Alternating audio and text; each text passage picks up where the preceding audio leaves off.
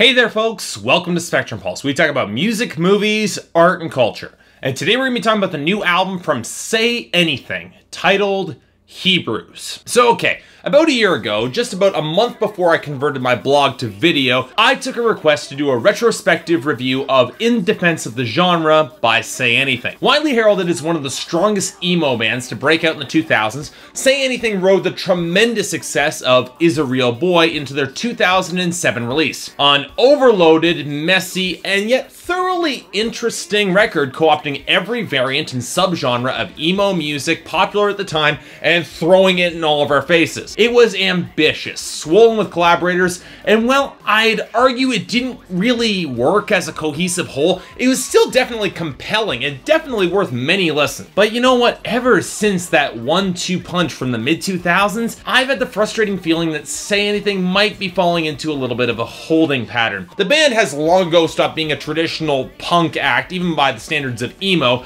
to the point where their 2012 release Anarchy My Dear felt distinctly underwhelming, as the band attempted to recreate the visceral emotions that fueled Is a Real Boy to very mixed results. And when I heard that Say Anything was following it up with another collaborator overloaded album this year titled Hebrews, I had to restrain my desire to groan with exasperation. Unlike some fans, I didn't hate Anarchy My Dear, but my issue was that it felt distinctly neutered and lacking in dramatic force in the songwriting compared to Say Anything's best work, especially considering that they were trying to make a punk record and yet sounded more tame and pop-like and reserved than ever before. And when I heard that not only was Hebrew going to be filled with collaborators even more than before, but that there would also be no guitars on this album whatsoever, with the melody lines entirely replaced by strings arrangements and keyboards. Okay, look, I'm in favor of bands experimenting with their sound, so out of sheer curiosity, I took a look at this album. Was it as bad as I feared? Well, no, not quite. Indeed, that choice might be one of the reasons why Hebrews by Say Anything is such a fascinating listen, and probably one of their more cohesive albums to date, especially lyrically. Now, look, that's not saying that the album works by any stretch of the mind, or is anything close to the band's best work, but here the artistic choices seem to click a little bit better than with what made Say Anything one of the better emo bands to come out of the 2000s, which is saying something, I'll admit that. Might not work all the way, but it feels a little bit more cohesive. So okay, let's start with the biggest improvement and the area where Say Anything surprised me the most in a good way: the lyrics and the themes. Now, my criticism of the past two Say Anything records was that a lot of the drama felt really forced, but Hebrews doesn't bother trying to recreate any of the drama of the past, and instead taps into two very real events of Max Bemis' life: the impending birth of his daughter and the reconciliation of his place in the music scene right now, all wrapped up into the language of struggles with faith. Now, the birth is more immediate, and arguably the one part of this album that doesn't quite coalesce as well, as Bemis wrestles with how the hell he'll manage to be a good father given his own instabilities and neuroses. And here he might have succeeded a little bit too well in the opposite direction. Now, let me stress that some of the sentiments that he expresses here are done quite well. A song like Boyd, where Bemis and his guest starring his wife feel the protective urges of panic and fear when they encounter a guy dating their future teenage daughter. It shows exactly how you can create very real drama from adult situations such as these. You don't need to revert to typical emo subject matter. But on songs like 666 and Call Me Kubrick, the latter of which is a song where Bemis pulls a Godwin's Law that overshadows any of the sentiments he's trying to make, Bemis's vivid language doesn't exactly help his case. It's also an arc that feels a little bit unfinished and unfocused. The birth and redemption occurs in Push and The Shape of Love to Come, but then Boyd comes up and we're left without a real resolution of the dramatic arc here. The arc that is given more attention and works a fair bit better is that concerning Bemis's current career trajectory. And it's here where his self-awareness and painful honesty pays really big dividends, as Judas Decapitation, My Greatest Fear is Splendid, and Lost My Touch are easily some of the best tracks on this album, where he addresses the audience that wants the band to keep remaking their earlier work, and the fear of his possible irrelevance in the future, just stuck in a holding pattern. The truth is that Bemis is in a very different place emotionally and mentally than when he made Is a Real Boy, and the excellent song Lost My Touch zeroes in on this, touching not how he's moved on to other ideas and other themes, but how some people can drown in the love love of yesterdays, and an obsession with nostalgia instead of being willing to accept the band moving forward. And the greatest thing about this track is the nuance and the details. Bemis anticipates that someday he's gonna be replaced, he's gonna be overshadowed, and since he loves his genre and the music, he's okay with that. And you should be too. So okay,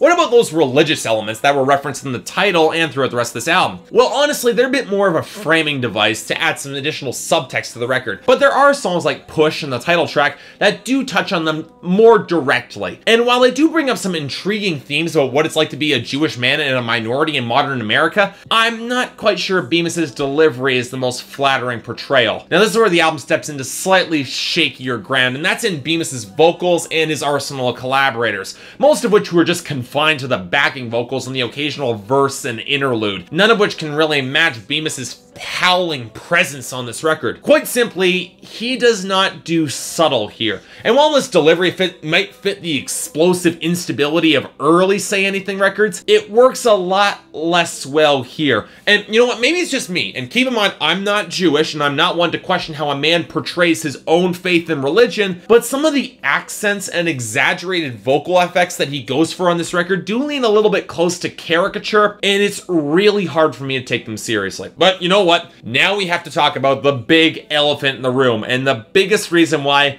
I just don't think this album holds up, and that's the instrumentation and the production. Now look, I'm not condemning Bemis for taking the guitars out entirely. It's a bold move, because there are seeds of a good idea here, and with a richer strings orchestration, and I will always say that I will always like Say Anything's gift for a melodic hook, but you know what here? Look, it doesn't work, both in composition and in the production. The keyboards come across as really flat and chintzy, the electronic fuzz feels plastered on to give this album any sort of possible viscera, and the strings arrangements are incredibly top-heavy, relying much more on high-pitched violins than on the cello or the viola or the upright bass. And since the bass is so low, the tracks feel weirdly off-balance, and the production balance only emphasizes that point. None of the strings production feels textured or organic, almost to the point I've wondered if some of it was just done by synthesizer. And the excess of unnecessary electronic effects only serves to muffle the underlying melodies, which does not help this album maintain dramatic force in its hook. If this instrumentation was attempting to add grand power or dramatic swell to this album,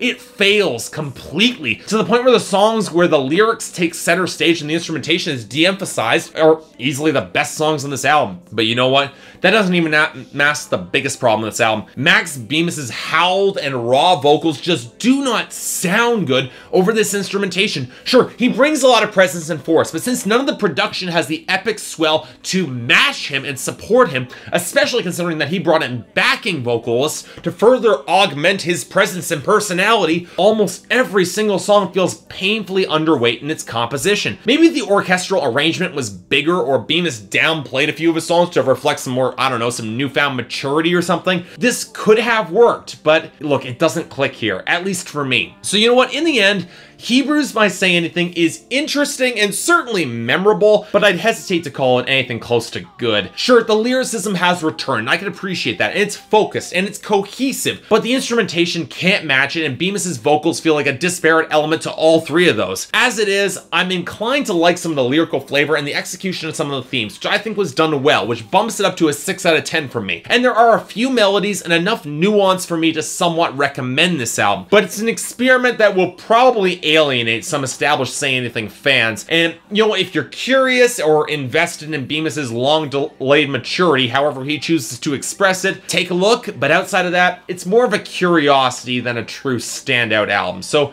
just keep that in mind. So yeah, thanks a lot for watching. If you'd like to like and subscribe, I'd be more than grateful. Now, coming up on July 12th, I'm going to be reviewing an album from 2013. Now, it could be any album. I'm gonna leave that up to you guys to request an album for me to review from that year. It could be a re-review of an album that I've already covered, with the exception of Cage Kill the Architect, because I've already covered that. Or it could be an album that I have not covered at all. This is gonna be a review I'm planning for July 12th. So if you guys wanna leave requests and suggestions down in the comments, I will take them into consideration, and I will select the one over the next couple of videos up until that date that has the most entries. Got that? Okay, so if there's anything I might be able to do to improve my presentation, or if there's any other albums coming up that you'd like me to take a look at, I'd be more than happy to give them a listen. So until then, I'm Mark, you're watching Spectrum Pulse, and I'll see you next time.